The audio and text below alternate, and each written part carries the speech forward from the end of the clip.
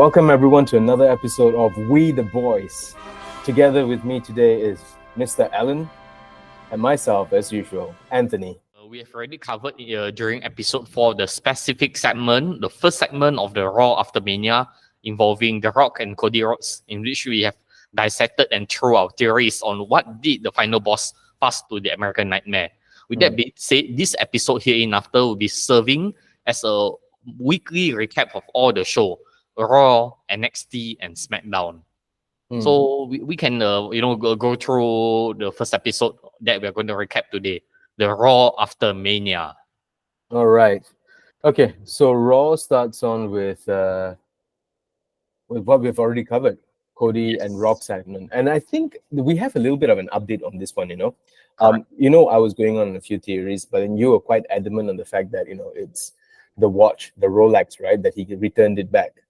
Yes. And judging by what Cody actually goes on to say in SmackDown, I know we're jumping the gun a little bit. Yes. It seems to lend credence to the fact that it was indeed the watch. Yeah. Yes.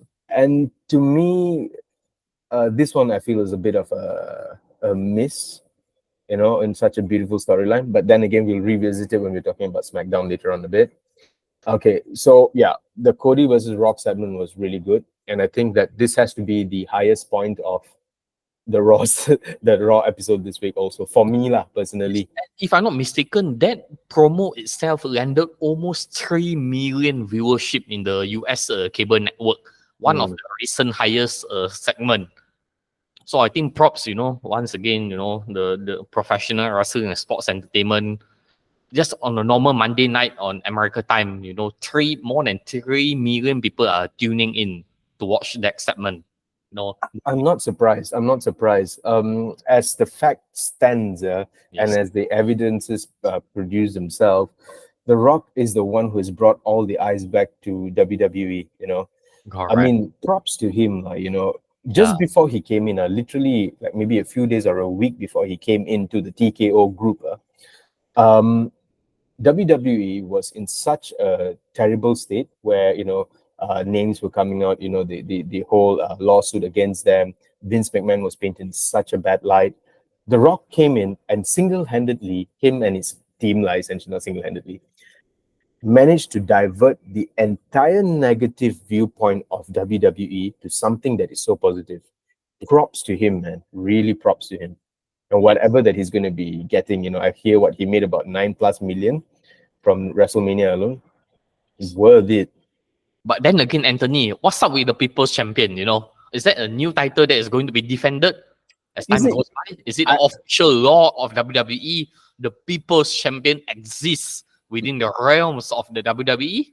I genuinely don't think so, because I think this is a title that is specific for him. If you take a look at their partner company, UFC, Yes.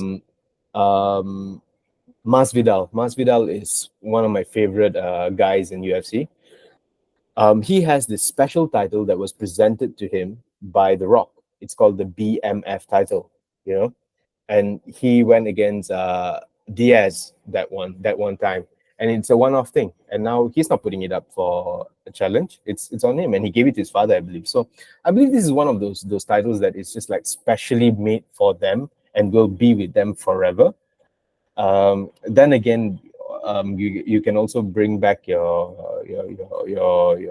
$1 million title, which ended up going to it was being challenged for and stuff. But I don't think this People's Champion title with the Brahma Bull on it and all that, I don't think so is going to be challenged for.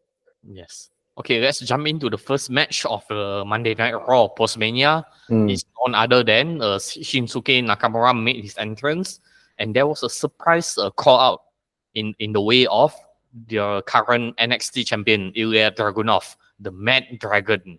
Was it really a surprise? Come on. Yes, correct. So that's his main roster debut, and I think it was a beautiful classic wrestling match put by him. The crowd reaction was hot.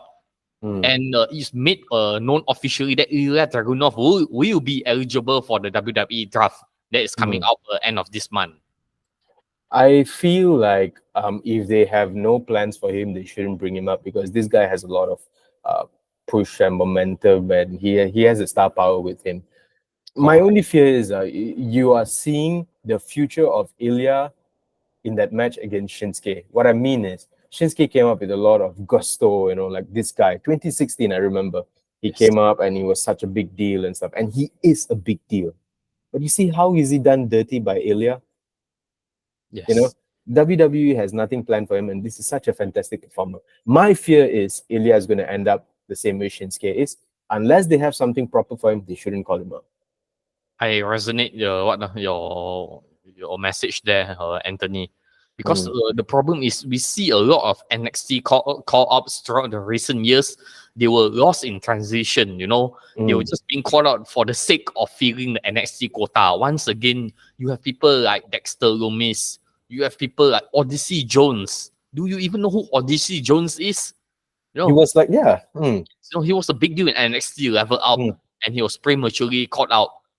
And the sense of Cameron Grimes, and the list goes on. Isla Dawn, Alba Fire, Tegan Knox. So I think WWE should take their sweet time to groom the next generation in NXT. And once they are main roster ready, just to pull the trigger. Ilya Yeah. Dragunov, as much respect to him, he's still the torch bearer of NXT Mm. until the next generation of NXT can upheld themselves being Carmelo Hayes and also Trick Williams. I feel that NXT is still the home for the Mad Dragon in the meantime. Yeah, I think recently also the whole roster of the first NXT lineup was posted on the Malaysian wrestling group, Yes. and you can see all of those guys, almost at least about 85% of those guys ended up being really top names, and Yes. that list consisted of Roman Reigns, Seth Rollins, and Dean Ambrose. Dean Ambrose, indeed, indeed. Yeah, but if you compare it with the current NXT roster, I do not doubt the ability of the current NXT roster. They're a talented bunch, but will they get the same type of push? I don't know. I don't know. Only time will tell. Yeah. All right. Okay. The next one. This one was gold. I liked it. I really liked it. The Judgment Day promo Yes. with which ended up being Awesome Truth and Cena versus the Judgment Day in Yes. JD, Finn Balor, and also Tom and Nick Mysterio. All four of them. Yes. Okay, so the first thing we can observe is Damian Priest has a new entrance theme, which was voiced by him. Mm. And also we can see there's a more prominent grouping of Rhea Ripley and Damian Priest, in which they have made rounds with the nickname the Terror Twins. So it's Kind of nice to stupid. see that both of the world heavyweight champion for the women's and the men's are in the Judgment Day. And And when they they call help themselves the Terror Twins. the Terror Sounds Twins, stupid. officially they are Yeah. they So are stupid, man. To me, lah. I think you like it, but yes. And I mean, I like how they end the first part of the segment, with Damian Priest and Rhea Ripley holding the titles in unison. You can see the exact same design, and we have yeah. the honorary member of Judgment Day, Arthur, Mm. coming in.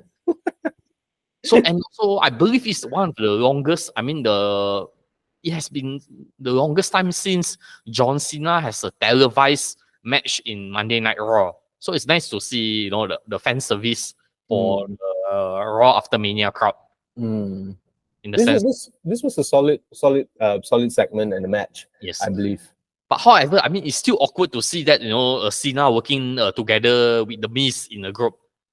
Don't you think so? Yeah, yeah. I mean, Animosity they went through, through yeah, WrestleMania uh, 27, 27, 27. and also the tag team match Yeah, in which John Cena proposed to yeah. his partner at that moment. So after so much animosity, they just casually tag in Oh and wait, perform the it, it, wa- signature moves. it was Survivor Series leading up to 28, WrestleMania Yes, 28. correct. Where it was against Awesome Truth. Awesome Truth, correct. Ah, What never before, never again. That was yeah, at yeah, the match. yeah. All right, okay. So can we move on to the next one? Yes. Roxanne Okay. So Perez versus Indy Hartwell. yes. So we have a women's match in which once again a surprise call out by the way of the Roxanne Perez. So it seems that now they are giving a token appearance for the NXT champion. it's a match was good, but I can see and I felt that Roseanne Perez during her entrance, she was trying too hard to be a heel. You know, with all the face, the body language and the face. You know, the way how she mimic her expression, Yeah, it but ended up looking a bit too adorable. a bit adorable and too goofy. But Yeah. once again, this is I think it's a nice exposure because it has been a trend for NXT superstars to be called out. Last year they had Braun Breaker, you know, making an appearance and winning back the title from Dolph Ziggler, if I'm not mistaken. Correct. Yeah. Yeah. Yeah. But one thing that I must say is Roxanne Perez really reminds me of AJ. Yes. Yeah, I think, but you see, AJ did those facial, I mean, like gestures and stuff, and she did look a little bit like cute and adorable and dorky, but trying to be a bad guy. So I do see where Roxanne Perez is going, and I think this girl, regardless, she's gonna be a big name eventually. She's a very talented girl. Okay, so Sami Zayn and Chad Gable defeated Imperium. This one, what do you Yes. think? So it's a classic wrestling match put by everyone.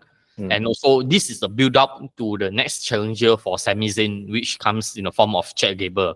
You know, so it's a face against face in which Chad Gable is asking for opportunity, and with mutual respect, Sami Zayn granted. This match is going to take place next week in Raw in Montreal, Quebec, Canada, which is the home town of Sami Zayn. So I think it'll be a very explosive match, full of reaction, and Next week, instant classic. it's gonna be tomorrow. Oh, it's tomorrow, boy. Yeah. I mean, I know that they were still like waiting out and seeing whether they should make Chad Gable turn on Sami Zayn and let it be a heel Chad Gable versus Sami Zayn. While that one would have created a little bit more of a complex character for Chad Gable because he's been like this two-dimensional face.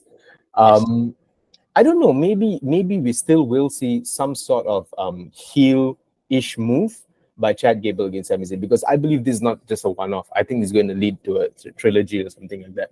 Right. And perhaps this whole feud and program can prolong until SummerSlam. But regardless, I think maybe they should push the envelope with the best of 7 series. You know, they've done so with all the great lights of Chris Benoit and Booker T and so on. So I think this beacons, it requires a classic wrestling match. You can push the envelope up to 7 series. Yeah, because Gunther, he did a very good job as being an Intercontinental Champion, and I think Sami Zayn, although he has the name and the luster attached to his name, he has a lot to prove still. Okay, and because on of the Gunther. subject of Gunther, I mean, it's made known that there are few superstars that are taking a time off post WrestleMania. Yeah. Seth Rollins and Becky Lynch being one of them. So I think it's also a nice WrestleMania 40 acts as a marker in which a few superstars can call it the off season, take their moment, to have some good rest and come back. And talking about coming back, we have a promo and snippet of a wrestler that is going to return in the form of Sheamus. Sheamus will be making his return tomorrow on the Monday Night Raw. This one, I feel they shouldn't have televised it. They shouldn't have said it. Gone are the days, like in Attitude Era, right? It's so uncertain. You don't know who is going to come out next. Somebody's just going to come out. I wish they did this kind of stuff, Perhaps maybe Paul Levesque has a different approach. He wants to preempt the audience. Because they might be afraid. The audience have forgotten or could not recall. But it's not the case. Yeah, maybe there's something else up their sleeve. We don't know.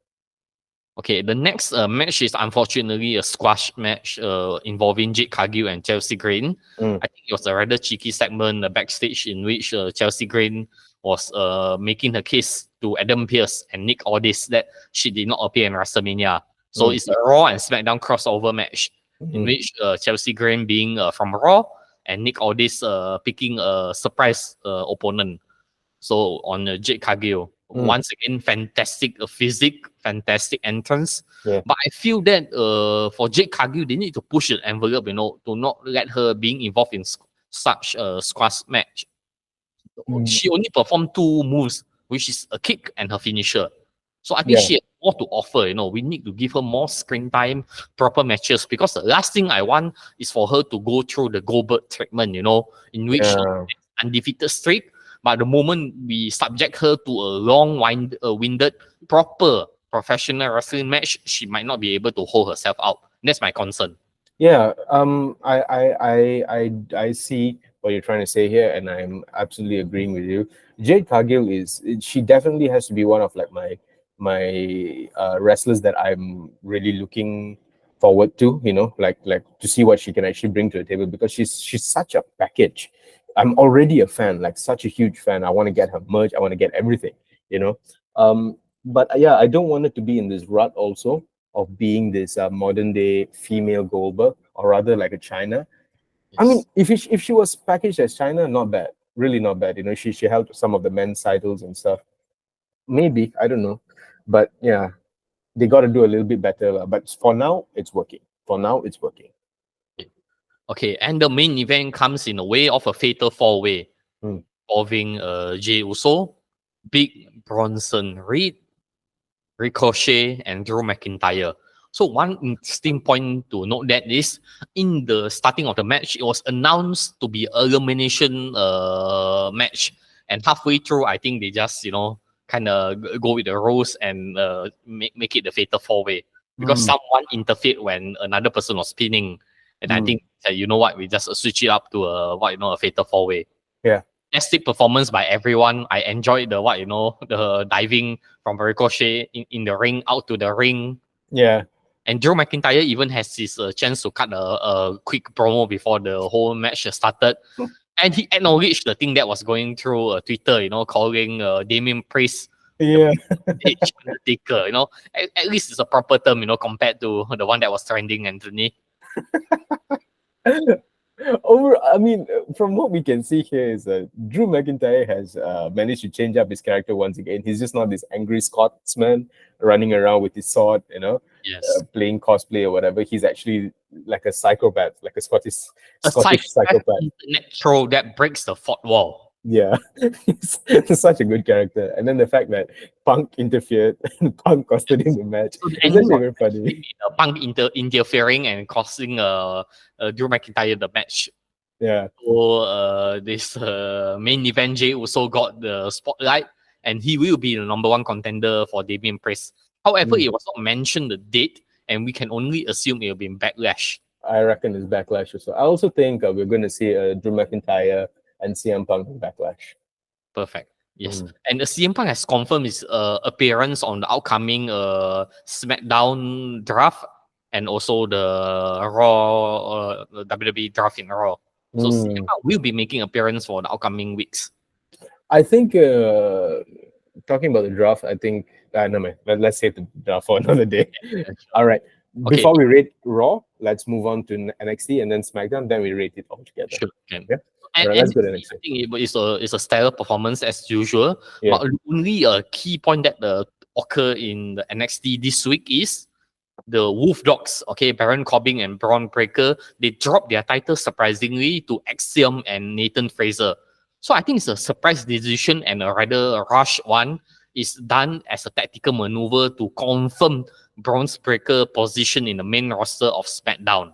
I think he So also said thank you right at the end. questionable booking, because on Stand on Deliver and WrestleMania weekend, Mm. the Wolf Dogs, they retain the title Mm. against Axiom and Nathan Fraser. Mm. One could question why wasn't Nathan Fraser and Axiom given their moment on the biggest crowd of Stand and Deliver. But Mm. after they dropped the title, there was a few good segment in which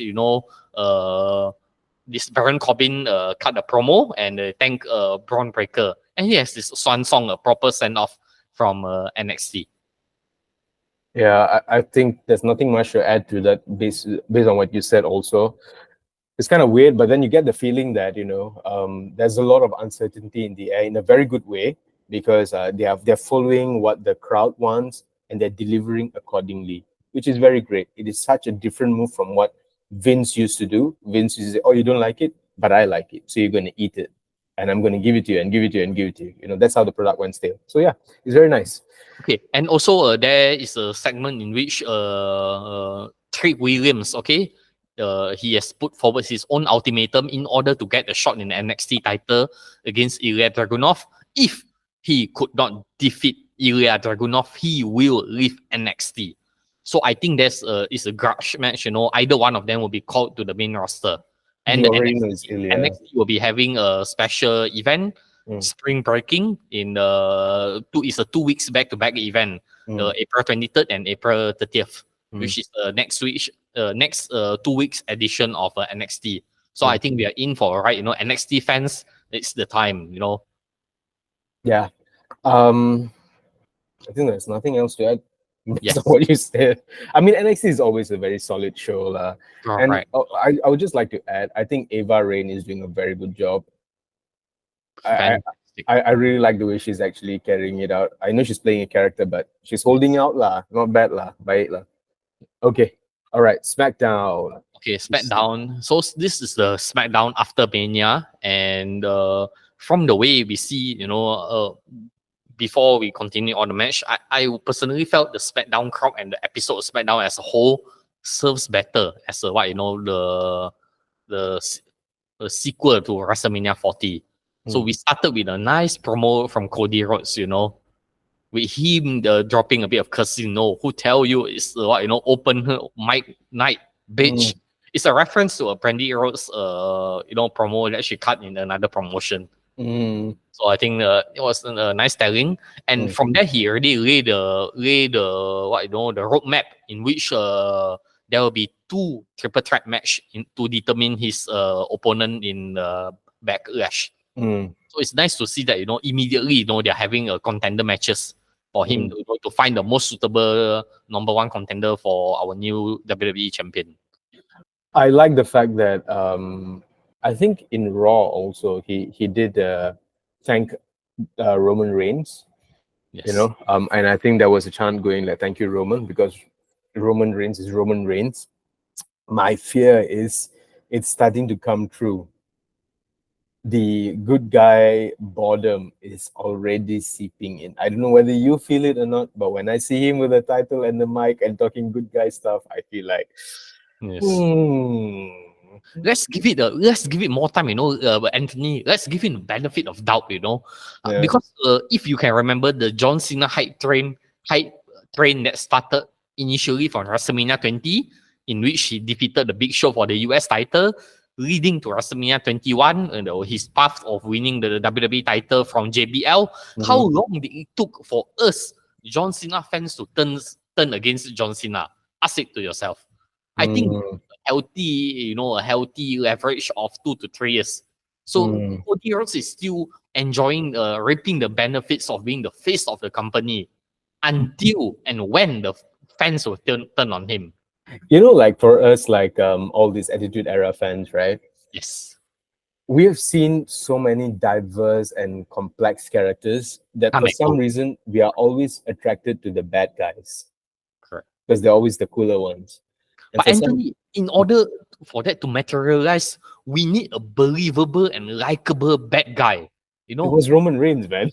Yes. It was Roman Reigns. This person has to show up every week in a weekly televised show.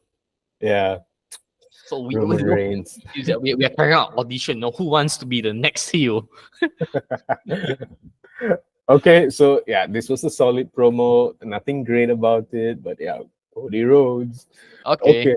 So you want to run through the first triple threat match? Yeah, I mean, you can go ahead. You can start with it. I'll just add on. LA Knight versus Bobby Lashley and Santos Escobar. Okay, so it's interesting when Cody Rhodes was announcing this match, he was mentioning everyone's name one by one. So if it's a face, you're supposed to cheer. If it's a heel, you're supposed to boo. Surprisingly, when Cody Rhodes mentioned Bobby Lashley's name, Bobby Lashley was being booed, so or rather getting a mixed reaction. So that was rather confusing for me. But in this match, I mean, LA Knight secured the win. It was a fantastic, a classic wrestling match as usual. So LA Knight is going to advance to the match next week SmackDown against the winner for the second triple threat match. Yeah. Just a off tangent topic. I feel like they need to put some respect on Santos Escobar a little bit more. And the reason why they were actually booing Bobby Lashley is because Even I don't know if he's a face or a heel. You know, they just keep flip flopping. I these are one of the bad stuff of And, the Triple and H he's era. going to take your beard, Anthony. He came out with the whole what with BFAP and also the Street Profit, and they did the entrance that you did not like. Come So on, do it with me, stupid, Anthony. The the so dumb, so dumb. But okay, yeah, whatever it is. I mean, in are the we going next to tell segment, Bobby Lashley that's you dumb? have to take the lead on the next segment. Oof, this gold. So, my fear was the Bloodline saga. This is where they have to like lay down the foundations as to how this is going, because this is season 2 of the Bloodline story, right?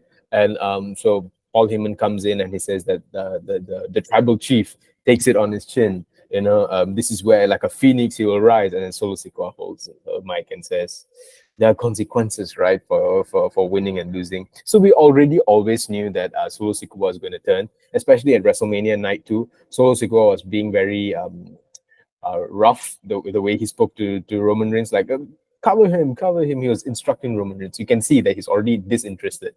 And also the weeks leading up to WrestleMania, right? You can see how he transitioned from standing behind Roman Reigns. He slowly moves and stands behind The Rock. So it's obvious the person who's actually pulling the strings here is The Rock, right? Leading up to another storyline, which I hear apparently Roman and Rock is planned for 2026, not 25. You can see how long is the story being dragged, which is crazy. And I hope they don't lose the magic of it like in between. Okay, anyway, come back to the story. Solo turns to Jimmy and says, I love you, and hugs him, which is very similar to what Roman did to Jay. And then the great good bad guy turns up. Tama Tonga. For me, this was great. I don't know. I miss Tama Tonga and his like wild Samoan hairstyle, in the beard. But then this one works. This one works. It's just I'm not so keen on the clean guy look, but still, it's Tama Tonga. You know, I don't like how Solo Sikoa was ordering Tama Tonga around as if like he is the main guy, because Tama Tonga is obviously a much bigger veteran and bigger name than Solo Sikoa to me lah. But people didn't react when they came in. So that makes me realize that people don't necessarily know who Taman Tonga is. Yes, with a quick interference, Anthony. For Mm. context, Tama Tonga is Haku's son. Yeah. So Haku and Rikishi, which is a Solo Sikoa's father, they used to appear together as a tag team. Mm. So I think there should be more context given, on the history of the bloodline before they just rush Tama Tonga in. But once again, we hope that with the weeks to come, with the wisdom of the wise man, he will rationalize everything out, and so the fans can get a clearer and bigger picture. Because Do you? what the wise man always does his job. The Mm. first thing when he appeared, he said that he acknowledged everything that transpired in WrestleMania, and there is consequences of losing, in which Cody Rhodes took over the locker room of Roman Reigns. So I think we need to trust the process. I mean, of course, we have our initial instinct to just go quickly judge, but given the wisdom of Paul Heyman, he will usually find his way to orate and narrate the story, to rationalize what transpired. Yeah, I think this was a very solid segment, introducing Tama Tonga and his ferocity. I think Tama Tonga is still very alien to how WWE runs the show. You can see the way he lifts up his number one in the sky, pun macam something is off, but it'll get polished in time. And I think also they will obviously flesh out his character a little bit more. And I would like him to have a lot of his old characteristics that we saw in the New Japan, Yes. instead of him just being a henchman. I really hope he's not going to just be a henchman. It'll be very nice to see Sooner Tonga or later, Loa coming. find his his groove. Mm. I mean, I know what you're talking about. His signature entrance, in which he was slowly crawl towards the Yeah. ring, with his hip hop entrance song, Yeah. and his quirky persona. He likes to make fun, Mm. taunting to the camera. So the way he was presented is as if he's. I mean, with all due respect to Solo Sikoa, he is the goon of a goon. Yeah. Also, do you think Solo Sikoa is actually the tribal chief in the story now? Calling himself, rather. Unfortunately, Solo Sikoa does not have that aura, even though he defeated John Cena, he still does not bear that significance aura. No, he doesn't. He still It just feels like a very much of a henchman. It's different, when Roman Reigns makes his entrance with the music and the way how he carry himself. So I think for right now, my answer is no. You know what? I feel like they're trying to make us feel like The Rock is actually the tribal chief, but no. For me, I feel the high chief is a bigger position than the tribal chief. So he is the high chief, and in real life, he is the high chief. You know what I think? I think Jacob Fatu is actually the tribal chief. Oh, hot take, hot take. Yeah. 'Cause, I mean, to be very honest with you, if you put Tamatonga, Solo Sikoa, and Jacob Fatu, in terms of in-ring presence and in-ring style and performance, I would say a much more solid guy is Jacob Fatu, followed by Tamatonga, and only Solo Sikoa. We see That's how what I think. we see What how do you think? What do you think? I still think by virtue of experience, Solo Sikoa has the benefit of the doubt, he has appeared in televised televised shows. He knows how the show work, how to carry himself, how to position himself. He has worked under big crowds, So as of now, I feel by virtue of experience, Solo Sikoa has to take the lead. You think he's going to be tribal chief? Hot take, no. But I mean, in the current meantime, they have to portray Solo Sikoa as the tribal chief. But yeah, very nice. The fact that we are leading towards a bloodline civil war, which is exactly what we've all foresaw. There has been a lot of speculation, new bloodline against old bloodline. Yeah. Maybe a reunion of the OG bloodline, the face. Yeah. I definitely see that happening. I see that happening. I think maybe in Survivor Series. Survivor Series for sure. Okay. Then next up we have Naomi versus Tiffany Stratton. This was a solid match too, I think. Yes. So before this match, what was leading up to it was Bailey make her first appearance as a champion and announcing that she's in looks for a number one contender, and Tiffany Stratton making the case and being interfered by Naomi. So I think the momentum is behind Tiffany Stratton, and in a longer view, if anything, Tiffany Stratton has to win Money in the Bank briefcase this year to continue momentum from Elimination Chamber. Okay. Yeah, I have nothing much to add besides what you've already said. I think it's a solid match. It's okay. So we have a Braun Breaker against Cameron Grimes. So you see, once again, I'm a fan of Cameron Grimes, but he's just an enhancement talent at this moment. So Braun Breaker has a proper entrance. He has a new entrance music. It's a rock and roll vibe. So he just ended the match quickly. So I think Braun Breaker is a prospect star of Smackdown. Everyone is such a huge fan of Braun Breaker. Everyone is raving about him. To be honest, I'm not a fan yet. Yes. I don't quite bother, but yeah, he's a solid performer, I must say. But what, do you like him? I like him, but he has to be placed in a proper field. Previously, for all the longest time, NXT called out are always involved with this one or two superstar, either The Miz or Dolph Ziggler. So we need someone for him to build his case and properly, groom himself to the main roster. Now he has the ability, to carry himself in the match. We just need a proper gimmick and give him a chance to cut promos in camera and to have a proper field. So I think maybe he can work his case with LA Knight. I feel like he needs a different gimmick, one, because he doesn't look like the next guy to lead them into the promised land, because that guy still seems to be Austin Theory. He has the look of a star, like that appeal. I don't see that in Braun Breaker just yet. He's a star, but not the star. Maybe he needs to change his gimmick lah. Well, I mean, they know what they're doing, hopefully. And this is a follow-up from a match in Monday Night Raw in which Jade Cargill squashed this Chelsea Green. So she has requested a rematch in the form of tag team, and she had the partner Piper Niven. So the opponent is Jade Cargill, okay, and Bianca Belair. So once again, she showcased Jade Cargill, but I think the same formula has entrapped her from time to time. She just performed a few moves and after that just squash her opponent. But I'm glad she's receiving proper exposure, and TV time. I feel like she did great in the other promotion that we should not be naming, Yes. the negative promotion. Um, I think she did well with Jade Cargill over there. I don't know what is holding WWE back in WWE. Maybe they're trying to portray her as the She-Hulk character, which she's very much leaning into to be like a superhero.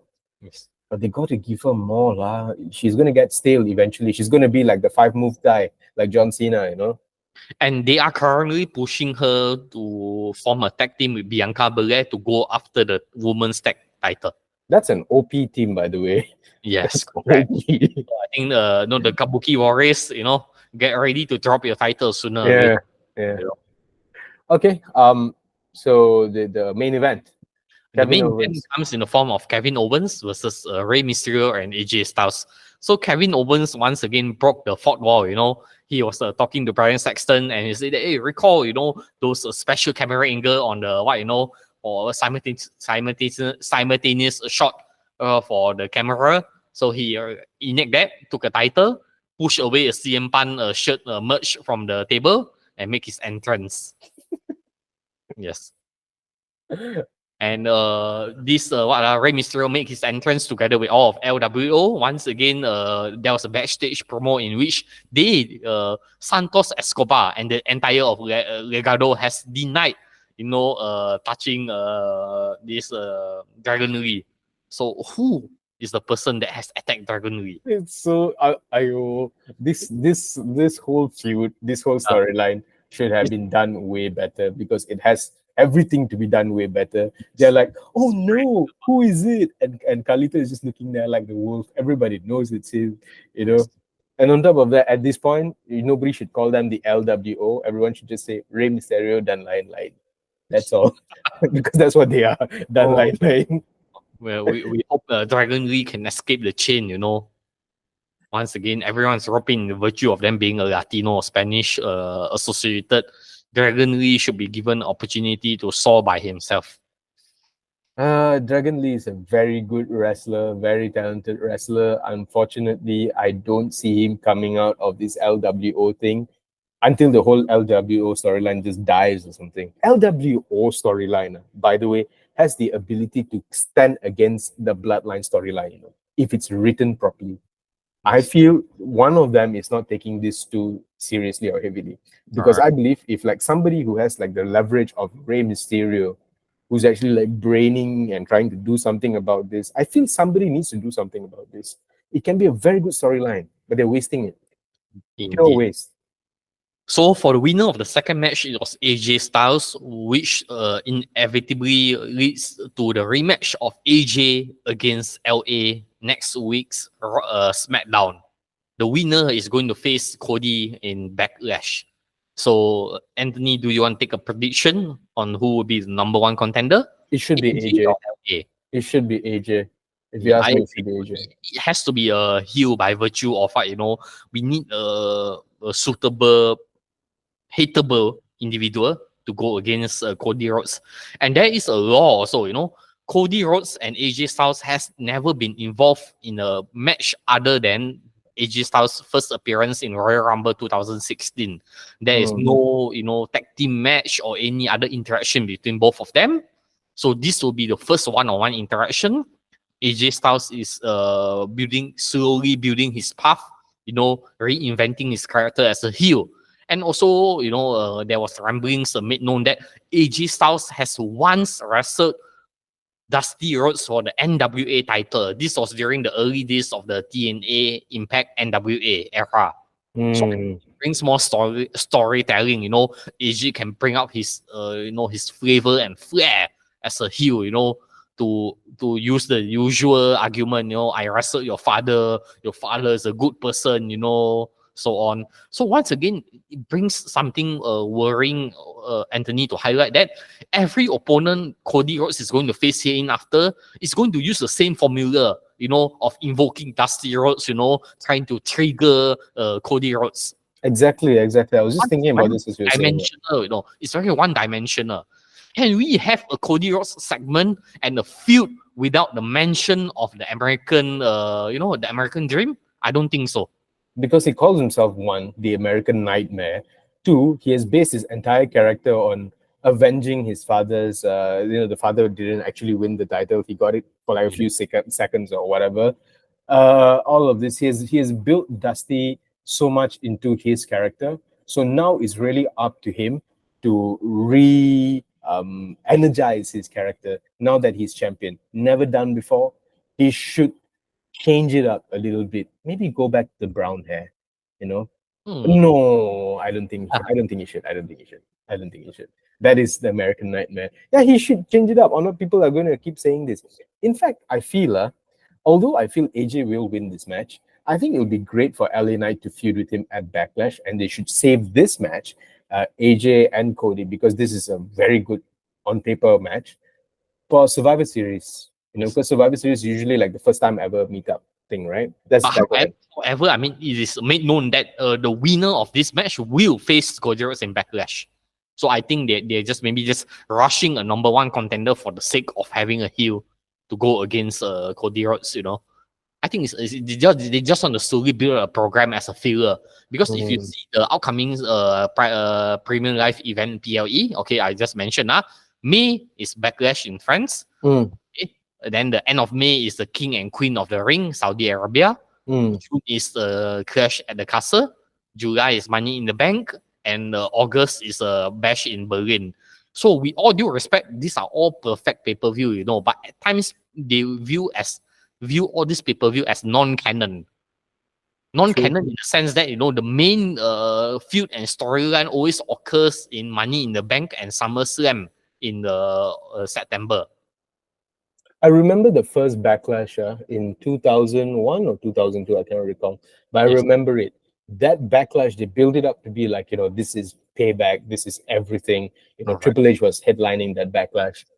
Backlash also it feels so different these days. It just feels like a filler PLE, And if you can recall, Anthony, last year's Backlash was between Bad Bunny and Damian Priest. That was a solid one. That was solid. That was solid, but I mean, because it brings to the point that it's a feel-good pay-per-view. It was in Puerto Rico. You have two superstars, Homecoming, Zelina Vega being a Puerto Rico, or she originated from there, was even given the opportunity against Rhea Ripley at that pay-per-view.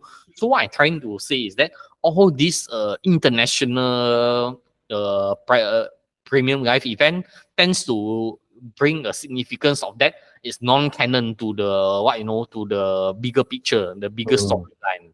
At the moment, Crown Jewel, we had Logan Paul suddenly challenging against Roman Reigns. LA Knight going against Roman Reigns. So that's my concern. They're just building AJ Styles to be a figure in between until a formidable opponent can pop out during SummerSlam. You know what I think? Yes. I think there's going to be a no contest between the both of them because they have that much of bad blood, and it's going to be a triple threat at Backlash. That will be a safer outcome in order to protect Cody Rhodes as a face, and also to protect AJ Styles' momentum as a heel. Because for AJ Styles to lose this early in his feud as a heel is a blow to his momentum. I agree with this. Yeah, I'm going to change my prediction. I'm going to go with LA Knight and AJ Styles ends up in a no contest, and it's going to be a triple threat at Backlash in France. La France. Okay. I think that will wrap out the entire post-Mania week. For now, do you have anything to add, Anthony? Now we rate the shows. Raw. What would your rating be out of? Raw, for me, my rating will be a 7. I was expecting, because I think there was the expectation build up was way too high for me. So it did not hit my expectation. The crowd was not hot enough. it used to be a very rowdy crowd. They'll turn against you, they'll chant, they'll boo, they'll curse, they'll give the most unexpected chant. But somehow it being in Philadelphia just did not materialize, So I Yeah, give it 7 out of 10. 7. Yeah, there's this city of brotherly love. I think they love each other too much. They're too nice. So how They about you? showed up. What's the rating? I would give it an 8.5 Ah, because the matches and everything, the segments, it produced and it performed. It was really good. What lacked was the atmosphere, the uncertainty, the tension in the air that lacked. And another thing is like unexpected names being called up. I feel they should have done this bloodline storyline in Raw instead of SmackDown because people would have wanted answers immediately. And Tamatonga comes out, that would have been nice. I would have given it a 9 if Tamatonga came out. I agree because you see last year, Roman Reigns did make the appearance in the Raw after Mania. Yeah, So they can't just use the reasoning that because the bloodline is SmackDown, so the segment has to be hold for SmackDown. but There's a Roman Reigns was there's a certain mystic in the Raw after Mania, and you can just bend the rules a bit to have Paul Heyman and the bloodline to appear on the Raw. yeah. But then again, at that point, what was the heavyweight championship already introduced at that point? Because if not, then he's the champion, so he has to appear in Raw. Yes. Hmm. Yeah, but I feel like they could have, like what you said, like they should have came up with something a little bit more fun. Okay, Yeah, NXT. because, maybe they could have, Seth Rollins to cut the promo as a proper send off, but no, Yeah. everything was just silent, radio silence on these few superstars. Gunther was not there. Yeah, I think the big names were not there. I understand that Seth Rollins was not brought and Cody Rhodes, but no, I appreciate the fact that The Rock was there. The Rock Yes. is the main guy. I appreciate it. All right, okay. So NXT, what's your take? NXT is also, solid and delivered. I give it 8.5. I give it an 8. Always entertaining. Yeah. Okay, SmackDown is my show of the week. I Hmm. give it a 9 over 10. I give it an 8.5. I give enjoy it a- SmackDown more this time around. I like the way how it was presented. The presentation of SmackDown, the roster depth of SmackDown itself. I Yeah. enjoyed it more. Hmm. Are you a fan of the new way the set is put? Yes, I mean, I'm it's heard much more that compressed. they're more compressed in order to cater to more crowd. It gives a more intimate feeling. I still feel that they should maintain what we saw on Raw instead, which is Yes, basically no set. But I understand that they need a Titantron. correct. You know? Yes, because Cody Rhodes was having a difficulty, to show the video of his daughter Yeah, at that time. The, yeah. the screen was quite small and so on. Okay. Yeah, I think we've covered it all. You know what? Yeah, I'll change my rating. I think SmackDown deserves a 9 because Down is Tamatonga was on it. oh Yeah. come on, Anthony. I'm a SmackDown guy all day, every day.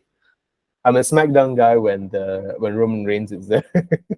After all, SmackDown is the home of the bloodline. True. Good old days. Good old days.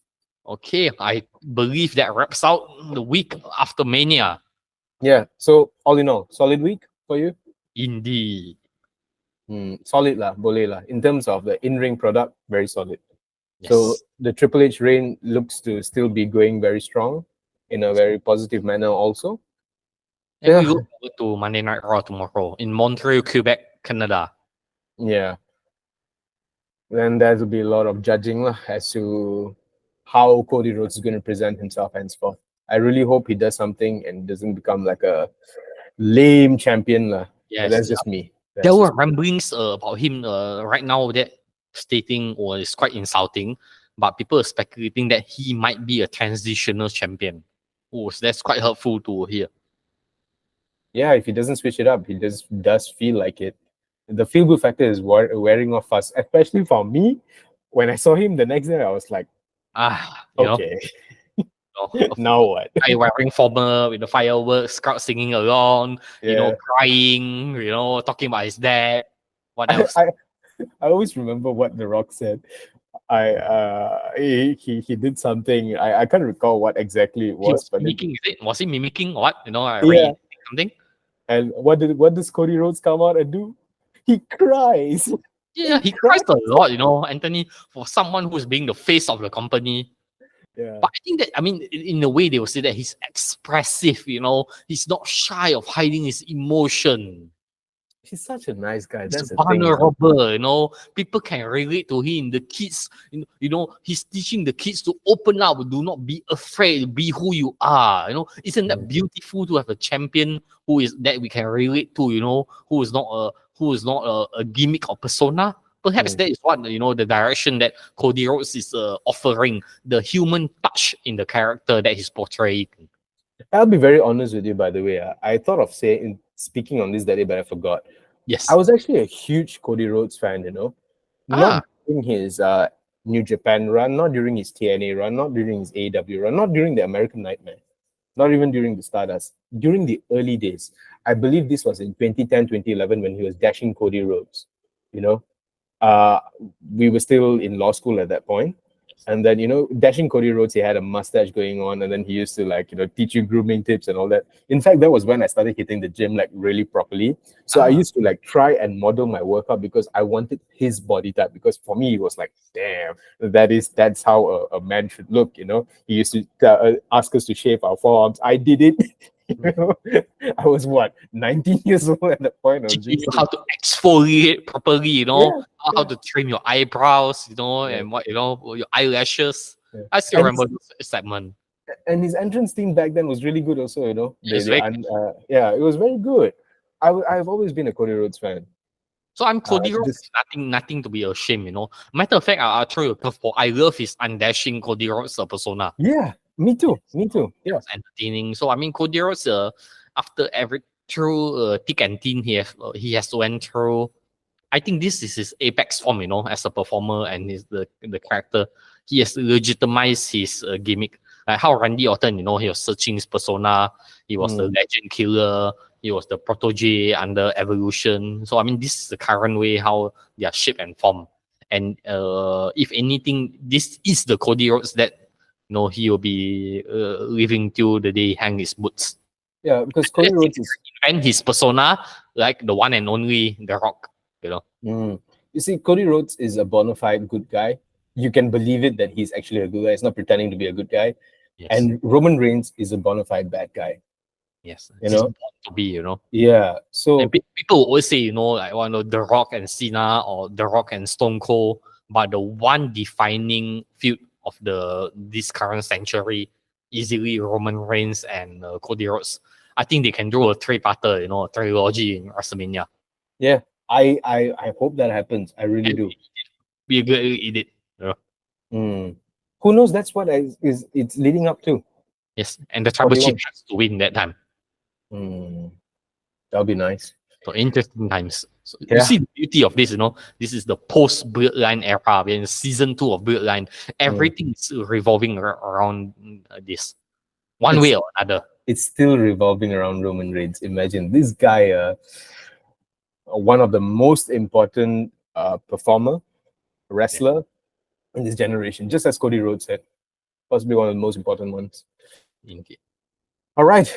I think we can wrap up. This was a solid episode for us. Indeed. Where we spoke about a lot. Yes. I'm guessing this is also quite a long episode. All right. 60 sooner or later, 60 minutes mark.